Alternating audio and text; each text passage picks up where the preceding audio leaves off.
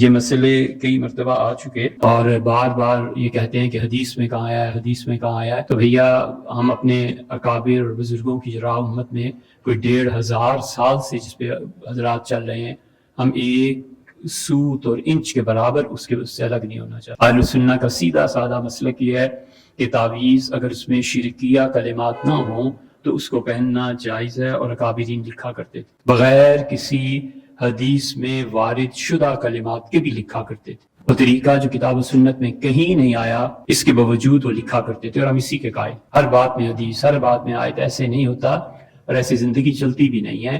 اور جو عدم تکلیف کے مہلک انجام ہوتے ہیں نا، اب اس سے بھی زیادہ کوئی اور چیز چاہیے جو دنیا میں اس وقت ہو رہا ہے۔ شیخ الاسلام ابن تیمیہ رحمۃ اللہ علیہ بھی اس رمز کو نہیں جانے جو آپ جانے۔ ان کے پاس ابن قیم رحمۃ اللہ علیہ نے لکھا ہے کہ کسی آدمی کو نکسیر بہت پھوٹتی تھی اور لایا کرتے تھے کسی کو، تو شیخ اپنی انگلی سے اس کی پیشانی پہ لکھتے تھے وکیل یا ارض ابلعی ماءکی و یا سما وقلی وغیث الماء وقضی الامر۔ سورہ ہود کی 44 نمبر آیت اس کی پیشانی پہ اپنی انگلی سے لکھ دیا کرتے تھے۔ یہ کہیں بھی کتاب تو بہت بڑی بات ہے، اللہ کی کسی حدیث ضعیف روایت میں بھی آیا ہے؟ ایسے ہی ہر چیز حدیث میں کہاں ہے؟ یہ آیا ہے؟ نہیں آیا تو یار حکم لگاؤ نا، یہ بدعتی تھے، پھر اس سے بھی آگے حکم لگاؤ۔ ابن قیم رحمۃ اللہ علیہ اپنے شیخ ابن تیمیہ رحمۃ اللہ علیہ کے متعلق لکھا ہے کتاب آخر لہ، ایک اور چیز بھی لکھ دیتے تھے، خرج موسیٰ برداء فوجد شعبا فصدہ بردائہ یمحو اللہ ما یشاء ویثبت وعندہ ام الکتاب۔ جس کی نکسیر بند نہیں ہوتی تھی اس کی پیشانی پہ انگلی سے یہ بھی لکھ دیا کرتے تھے۔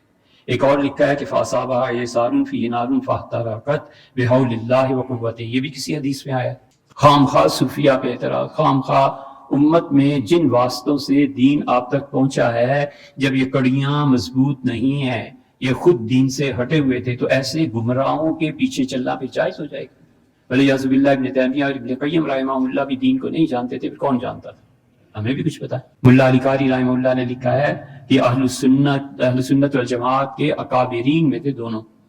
ابن قیم رحمۃ اللہ علیہ کی حال ہی میں کتابوں کا ایک مجموعہ آیا ہے، اور وہ آسان ہے پڑھنا، کوئی اتنا مشکل بھی نہیں ہے، 70 کے قریب جلدیں ہیں، پڑھ لیں اسے پھر بات کریں، یار ایسی فضول پڑھنا لکھنا ہوتا نہیں، اور فضول میں بزرگوں پہ اعتراض۔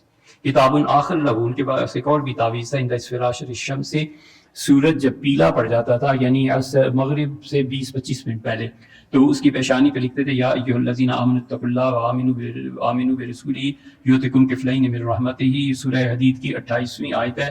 شیخ رحمہ اللہ پوری یہ آیت انگلی سے اس کے چہرے پہ لکھ دیتے تھے۔ اب کیا کریں؟ یہ کتاب و سنت میں یہ ہے بزرگوں کا ایک معمول، اس سے نفع بھی ہوتا تھا۔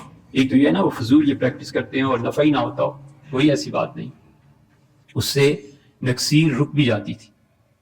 ایک آدمی، اس زمانے میں یہ دوائیاں تھوڑی ہوتی تھی جو اب ہیں، لوگ مرنے لگتے تھے، اتنا شدید یہ بیماری کا سلسلہ ہو جاتا تھا کہ لوگ تڑپ جاتے تھے۔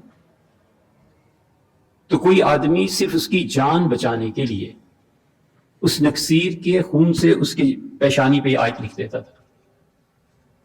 اس پہ بھی اعتراض ہے۔ یہ مرنے سے بچنے کے لیے اللہ کی کتاب حرام گوشت اور حرام مشروب کو اس وقت کے لیے اسے کہتی ہے کہ اس کو استعمال کرو، جان بچاؤ۔ وہ مرنے لگا ہے اور کسی نے یہ کام کر کے اس میں اثر ہوا اور اس کی جان بچ گئی، تو یہ ناجائز ہو جائے گا۔ کچھ خدا کا خوف چاہیے اور علم کی گہرائی چاہیے۔